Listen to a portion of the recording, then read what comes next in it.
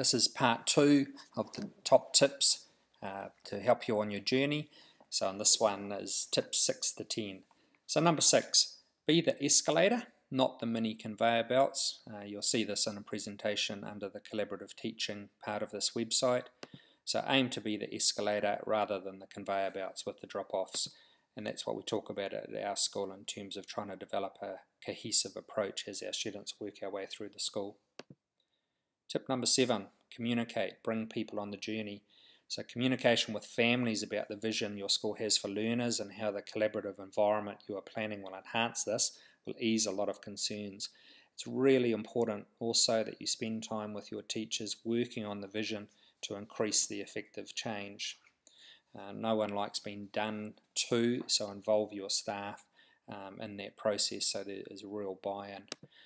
Often talk about that we're providing the framework or the hard systems and the big picture thinking, but it's our teachers at the chalk face, not that we actually have any chalk faces nor fronts of the room for that matter, but it's our teachers that add the flesh to the bones and what I call the soft systems to make it work. For example, collaborative planning, shared reports, group logistics and the various systems to make the magic happen within the classroom setting.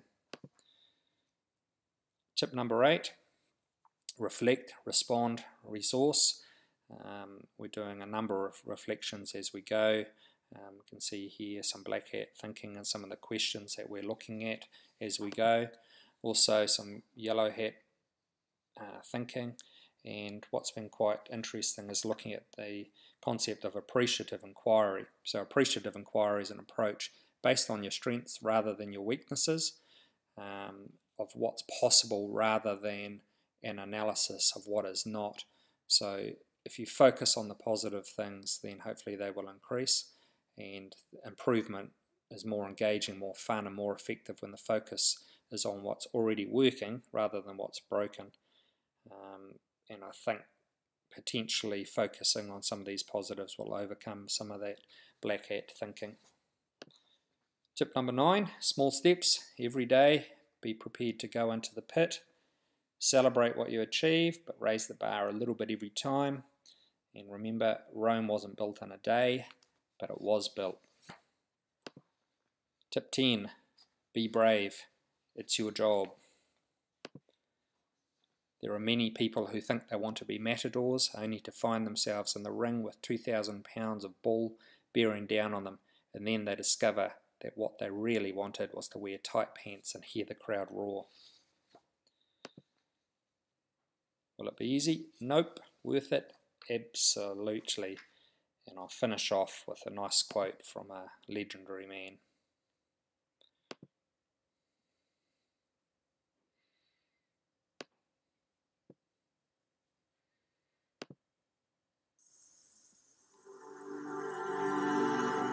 Here's to the crazy ones, the misfits, the rebels, the troublemakers, the round pegs in the square holes, the ones who see things differently. They're not fond of rules, and they have no respect for the status quo. You can quote them, disagree with them, glorify or vilify them. About the only thing you can't do is ignore them, because they change things. They push the human race forward. While some may see them as the crazy ones, we see genius. Because the people who are crazy enough to think they can change the world are the ones who do.